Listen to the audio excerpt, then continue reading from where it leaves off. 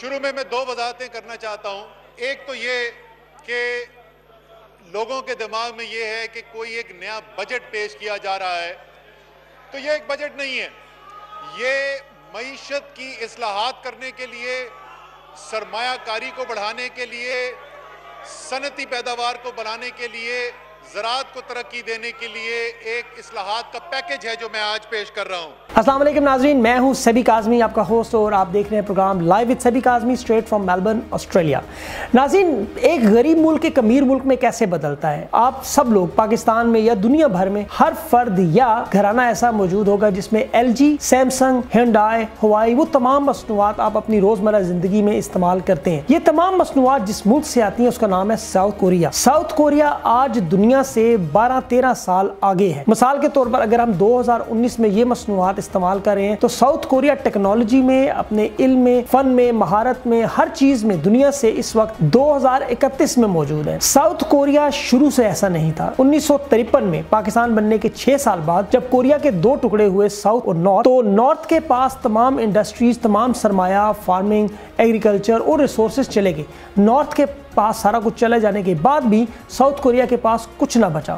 South Korea میں 3 مرتبہ dictatorship آئی، اقتدار ہر بار چھینا گیا. اس کے باوجود ساؤتھ کوریا نے آج ترقی کیسے کی؟ ایک پوری جنریشن نے ایک محنت کی، دہائیوں کی، جس کی وجہ سے ساؤتھ کوریا آج دنیا کے ان بڑے ملکوں میں شامل ہے. ساؤتھ کوریا کی ترقی میں اگر آپ دیکھیں تو ان کے مالز دیکھیں، ان کے شاپنگ سینٹرز، ان کے لوگوں کی G D P, per capita income, ہر فرد کتنے پیسے کماتا ہے وہ دیکھیں، ان کے پاس قرضے دیکھیں، ان کی ٹیکنالوجی دیکھیں، آپ حیران رہ جائیں گے. ساؤتھ کوریا نے یہ سب کیسے کیا؟ اس کی صرف 2 بڑی اہم بنیادی وجہ تھی جس سے ساؤتھ کوریا نے یہ ترقی کی اور یہاں تک پہنچے. پہلی بنیادی وجہ تھی کہ ساؤتھ کوریا نے اپنے ملک کے تمام بڑے بزنس گروپ، جس طرح پاکستان میں تقسیم ہند کے بعد 22 بڑی فیملی تھی، سیگلز تھے، داؤز تھے، میمنز تھے، لکھانیز تھے، آشوانیز تھے، ان سب لوگوں کی طرح ساؤتھ کوریا میں بھی سیمسنگ، لیز، بڑی بڑی کمپنیوں کے لوگ تھے، وہ فیملیز تھی. ساؤتھ کوریا نے انہیں ہر قسم کی فیسلٹیز پرووائڈ کی، ہر قسم کی اپورچونٹی دی اور کسی قسم کا ٹیکس نہیں لیا. ان کے اوپر صرف نظر رکھی اور ان کے پیروں کے نیچے ریڈ کارپٹ بچھایا. انہیں کہا گیا کہ آپ اپنی مدد آپ کے تحت لوکل لوگوں کو روزگار پرووائڈ کریں، مینوفیکچرنگ کریں، گورنمنٹ آپ کی مدد کرے گی. بالکل اسی طرح جس طرح ٹیکسٹائل کے شعبے میں یا پاکستان میں سیالکوٹ میں صنعتی یونٹس قائم ہیں، ان لوگوں نے اپنی مدد آپ کے تحت ایئرپورٹ اور ایئر لائن تک کام کی ہوئی ہے. دنیا میں جہاں بھی کوئی گاڑی کا نیا ماڈل آتا ہے وہ سب سے پہلے سیالکوٹ میں انٹروڈیوس ہوتا ہے. اسی طرح ساؤتھ کوریا نے بھی اپنے تمام بزنس مینوں کو وہ تمام سہولتیں پرووائڈ کی اور اس کے نتیجے میں وہ مینوفیکچرنگ کر کے اپنے لوکل لوگوں کو استعمال کرتے ہوئے اپنی مصنوعات کو دنیا بھر میں پھیلاتے رہے. اس کے علاوہ ساؤتھ کوریا نے دنیا بھر کے تمام بڑے بزنسز کو ساؤتھ کوریا میں انوائٹ کیا. ان لوگوں کو کہا کہ آپ لوگ یہاں پہ آ کے فری ٹریڈ زون بنائیں. سیمسنگ ویلی بنائی گئی جہاں پہ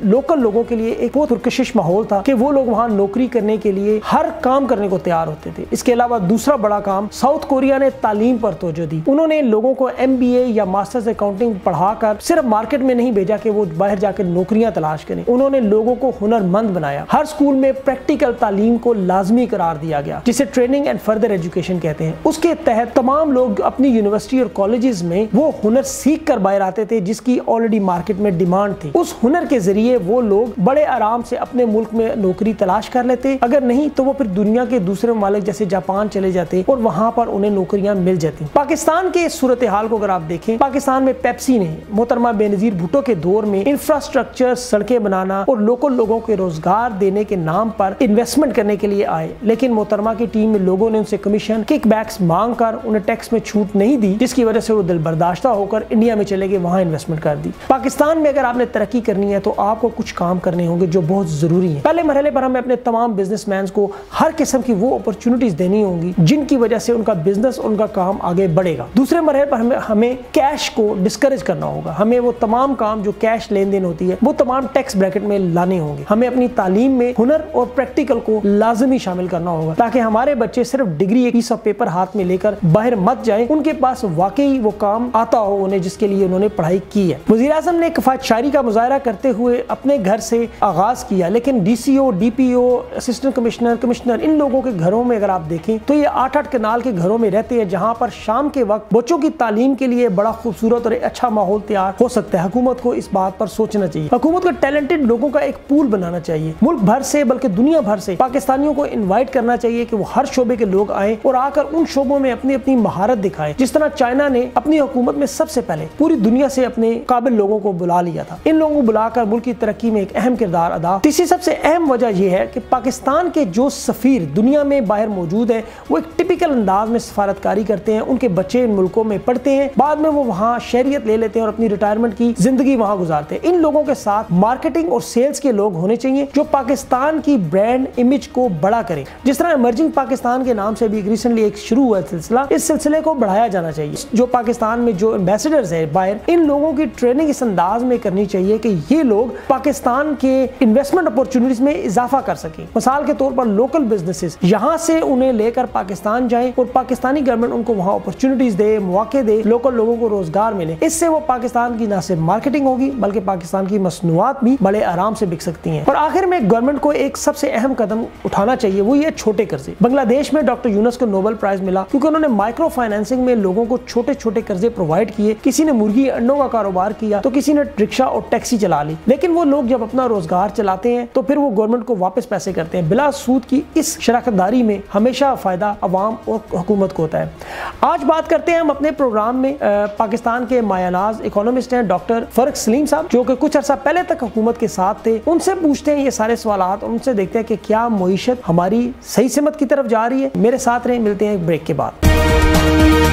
अस्सलाम वालेकुम। ये बताएं कि क्या हमें IMF के पास जाना चाहिए, क्योंकि कुछ लोग कहते हैं इंटरनेशनल मॉनेटरी फंड, जबकि दूसरी जानिब पूरी दुनिया में से इंटरनेशनल माफिया फंड भी कहा जाता है। देखिए, IMF का पाकिस्तान मेंबर है कोई 1950 से और कोई 21 प्रोग्राम इस चीज से मिलते जुलते पाकिस्तान 21 प्रोग्राम की मद में कर्जाजात ले चुका है। मैं ये समझता हूँ कि IMF को पाकिस्तान के अंदर कभी कभार एक वो हवा बना के सामने रखा जाता है। जो IMF के दो गोल हैं जो सभी ममालिक पे वो लागू करता है, वो पहला ये है कि आप अपना तजारती खसारा कम करें, दूसरा ये है कि आप अपना बजटरी खसारा कम करें। अगर इस दुनिया में मैं समझता हूँ कि IMF एग्जिस्ट ना भी करता हो तो पाकिस्तान के मुफाद में है कि हम अपना बजटरी खसारा भी कम करें और पाकिस्तान के मुफाद में है कि हम अपना तजारती खसारा भी कम करें। इख्तलाफात सामने जरूर आ सकते हैं और वो तरीका कार के हवाले से आ सकते हैं कि कौन सा तरीका अपनाया जाए, कौन सा तरीका ऐसा होगा कि जिसमें पाकिस्तान के जो कम आमदन वाले लोग हैं उनके ऊपर इन चीजों का बोझ ना पड़े। हमें इस चीज का फैसला करना होगा, या तो हम इस चीज का ऐलान कर दें कि हम IMF के पास नहीं जाएंगे, ये हमारी हिकमत अमली है, मुतबादल हिकमत अमली, और वो ठोस किस्म की मुतबादल हिकमत अमली पाकिस्तानी अवाम के सामने, दुनिया के सामने रखी जाए और इस चीज का ऐलान कर दिया जाए कि हम IMF के पास नहीं जाएंगे। उसके नतीजे में वो गैर यकीनी की फजा जो है वो दूर हो जाएगी। या फिर दूसरा तरीका ये है कि ये एडमिट कर लिया जाए कि हमारे पास कोई मुतबादल हिकमत अमली एग्जिस्ट नहीं करती, हमें IMF के पास जाना पड़ेगा, मजबूरन जाना पड़ेगा। उस सिलसिले में भी मैं समझता हूँ कि उसके नतीजे में गैर यकीनी की फजा दूर हो जाएगी। तो एक फैसला साजी का जो फुकदान नजर आ रहा है उसको दूर करना बड़ा जरूरी होगा। अच्छा फरक साहब, अगर हम छोटे कर्जे शुरू कर दें, जैसे बांग्लादेश में डॉक्टर यूनुस साहब ने माइक्रो फाइनेंसिंग की थी, उससे लोगों को मदद मिलेगी, तो क्या ये हमारी गुर्बत को कम नहीं करेगा? देखिए, गुर्बत बहुत ही पेचीदा सा मामला है और कोई इतना सिंपल सा सोल्यूशन सामने रख के और उसका दिया ये निकाल दिया जाए कि बांग्लादेश में गुर्बत दूर हो गई है क्योंकि ये छोटे कर्जे जिसको माइक्रो फाइनेंस कहा जाता है वो सामने लाया गया था।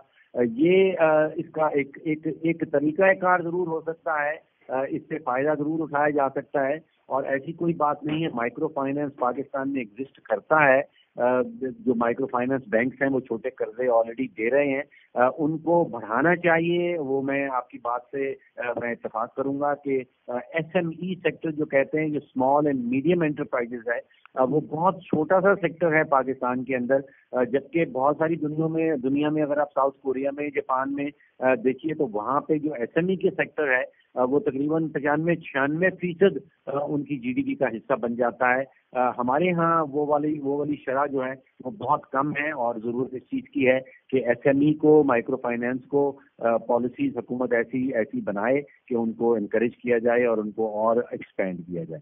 اچھا فاروق صاحب، چین نے یا دنیا کے ان ممالک نے اپنی ترقی میں جو بیرون ملک لوگ تھے ان تمام ہنرمند لوگوں کو واپس بلایا اور ان لوگوں سے اپنی معیشت میں کام کیا؟ پاکستان کو بھی ایسا نہیں کرنا چاہیے کہ لوگوں کا ایک پول بنانا چاہیے ٹیلنٹڈ لوگوں کا؟ دیکھیے، میں سمجھتا ہوں کہ پاکستان کے اندر اس وقت اتنا سارا ٹیلنٹ اویلیبل ہے کہ پاکستان کے بہت سارے پرابلمس کو حل کرنے میں وہ مدد دے سکتا ہے۔ پاکستان کے پرابلمس کوئی اتنے زیادہ کمپلیکس یا پیچیدہ نہیں ہے کہ ہمیں بہت ہی مشکل ہو ان کو ڈائگنوز کرنا اور ان کی بیماریاں ڈھونڈنا، ان کی بیماری کے علاج ڈھونڈنا۔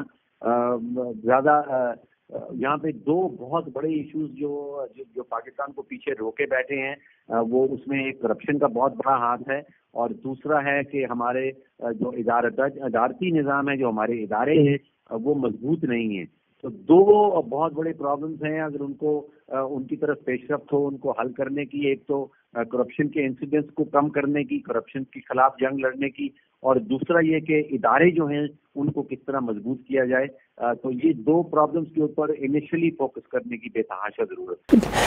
اچھا یہ بتائیں سر کہ 30,000 ارب کی جو کرپشن ہے، اگر یہ لوٹی ہوئی دولت واپس آ جائے تو آپ کو نہیں لگتا کہ پاکستان کے جو بڑے مسائل ہیں وہ کم ہو سکتے ہیں؟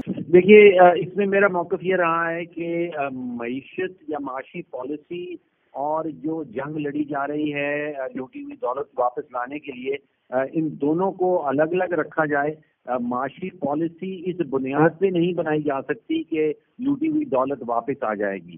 جو ادارے ہیں، ریاست کے ادارے ہیں جو جنگ لڑ رہے ہیں لوٹی ہوئی دولت یا کرپشن کے خلاف، وہ ہماری ایف آئی اے ہے، کسی حد تک سپریم کورٹ ہے، نیب والے ہیں جو نیشنل اکاؤنٹیبلٹی بیورو ہے، اور جو معاشی پالیسی بنانی ہے، جو فیصلہ سازی ہونی ہے، وہ منسٹری آف فائنینس نے کرنی ہے۔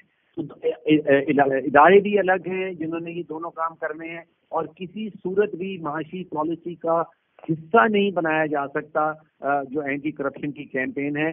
ریاست بڑی طاقتور ہوتی ہے اور دونوں چیزیں بیک وقت اور سیملٹینیسلی ان کے اوپر کام ہو سکتا ہے۔ منسٹری آف فائنینس اپنی معاشی پالیسی بناتی رہے، اور ہمارے باقی جو انتظام کرپشن کے ادارے ہیں وہ کرپشن کے خلاف جنگ لڑتے رہیں۔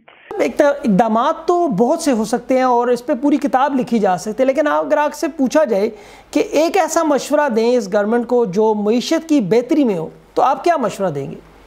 اگر ایک مشورہ آپ مجھے فورس کر رہے ہوں کہ صرف ایک مشورہ کوئی ایسا دیا جائے، تو وہ مشورہ یہ ہوگا کہ اس وقت جو پاکستان کے سسٹم کے اندر وہ جو سسٹمک لیکیجز ہیں، ان کو آپ لیکیجز کہہ لیجئے، کرپشن کہہ لیجئے، نااہلیت کہہ لیجئے، اس کو جب تک پر نہیں کیا جائے گا، جب تک فل نہیں کیا جائے گا، جس میں پبلک پروکیورمنٹ کا ایک بہت بڑا شعبہ ہے، کوئی 7-8 کھرب روپے اس میں سالانہ ہماری چاروں صوبائی حکومتیں اور وفاقی حکومت جو ہے وہ ٹھیکے بھی دیتی ہے اور پرچیزز بھی کرتی ہے۔ پھر پبلک سیکٹر انٹرپرائزز میں پچھلے 5 سالوں میں کوئی 3,700 ارب روپے کے نقصانات پاکستانی حکومت کر چکی ہے۔ پھر بجلی کا شعبہ ہے جس میں ہمارے گردشی کردہ جات کوئی 1,400 ارب روپے تک پہنچ چکے ہیں۔ تو اگر ترجیحات کی طرف غور و فکر کیا جائے تو سب سے بڑی ترجیح پبلک پروکیورمنٹ کو درست کرنا ہونی چاہیے۔ پھر بجلی کا شعبہ بہت امپورٹنٹ ہے۔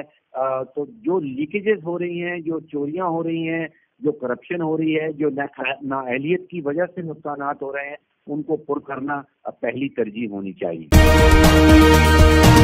ناظرین، آپ نے آج کا پروگرام دیکھا، آپ نے ڈاکٹر فاروق سلیم صاحب کی باتیں سنی، ماہر اکانومسٹ ہیں، پاکستان تحریک انصاف کے ساتھ رہ بھی چکے ہیں۔ I M F, world bank, یہ تمام ادارے جو ہیں وہ ہائی ٹیکس ریٹ لگا کر ہماری عوام پر ایک بوجھ ڈالنا چاہتے ہیں تاکہ عوام ان بوجھ کے تلے سے نکل نہ سکے کبھی بھی۔ ہمیں کوریا کی طرح ترقی کرنی ہے انشاءاللہ۔ ہم ان سے زیادہ ٹیلنٹڈ قوم ہیں، ہمیں صرف ایک لیڈرشپ کی کمی تھی جو ابھی بظاہر پوری ہوتی نظر آ رہی ہے۔ دیکھتے ہیں کہ معیشت کا یہ اونٹ کس کروٹ بیٹھتا ہے۔ ہم اس کو جانچتے رہیں گے، پرکھتے رہیں گے اور آپ کے سامنے اس کو رکھتے رہیں گے۔ پروڈیوسر کمیل حیدر کے ساتھ سبی کاظمی کو اگلے پروگرام تک کے لیے اجازت دیں۔ خدا حافظ۔